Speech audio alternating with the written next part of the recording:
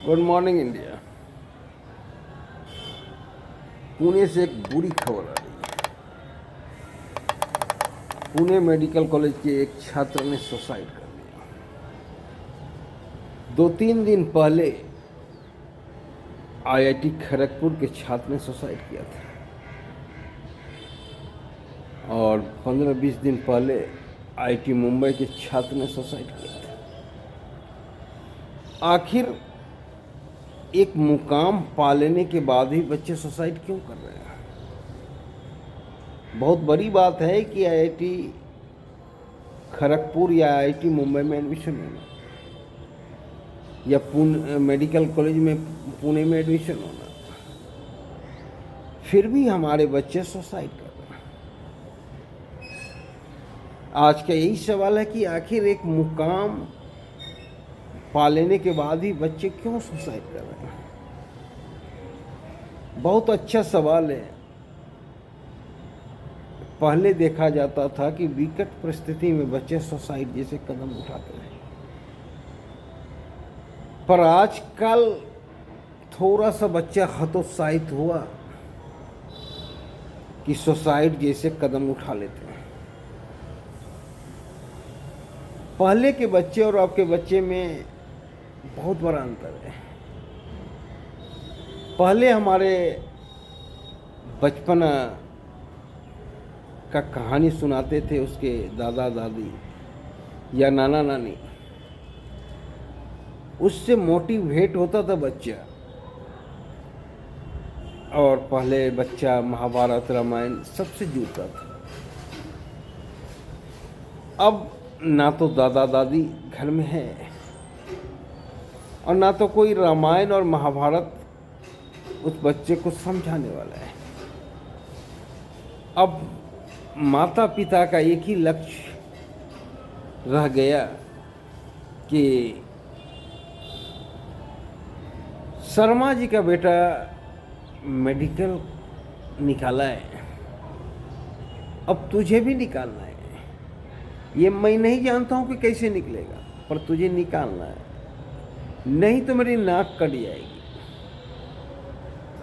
और वो शर्मा जी का पीछा करते करते अपने बच्चों को रोबोट बना देता है।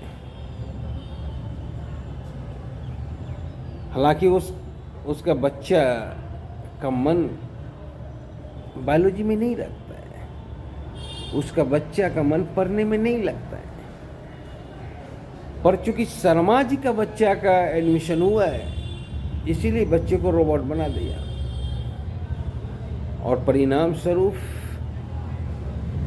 हुआ ये कि किसी तरह सिलेबस कंप्लीट तो कर लिया, मेडिकल पास भी कर लिया, पर बच्चे वहाँ जाकर भी डिप्रेशन के शिकार हो जाते हैं।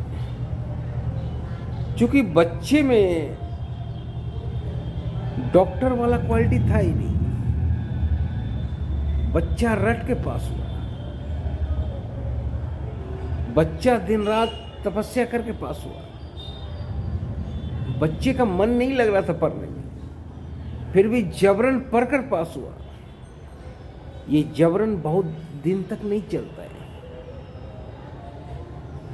जिस काम में आनंद ना आवे वो काम बहुत दिन तक नहीं चलता है।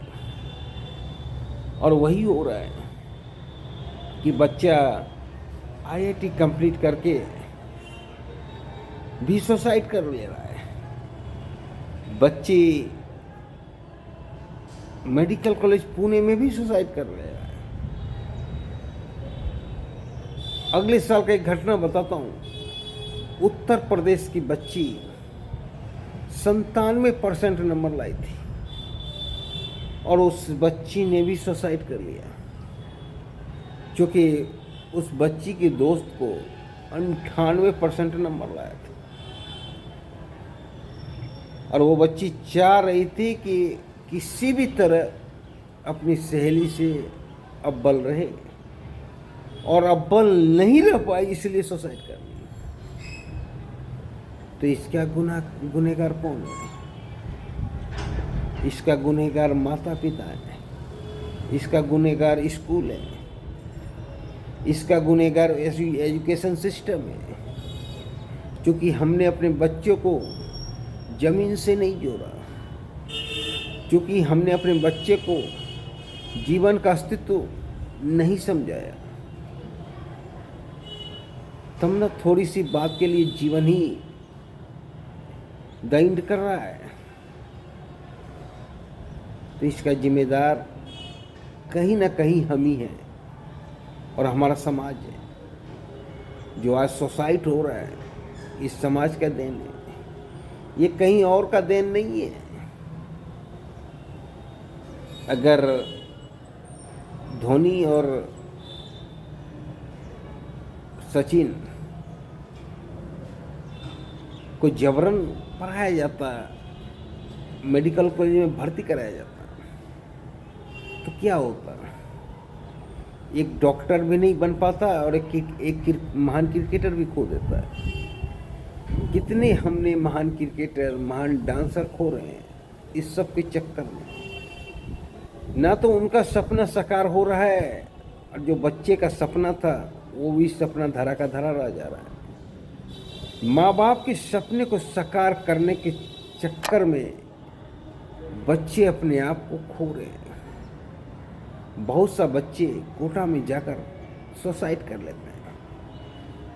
2-3 अटेम्प्ट देने के बाद जब बच्चे देखते हैं कि हमसे संभव नहीं है, तो एक ही शब्द बच्चे लिखते हैं, सॉरी पापा, मुझे माफ़ कर देना, आपके सपने को मैं साकार नहीं कर सका।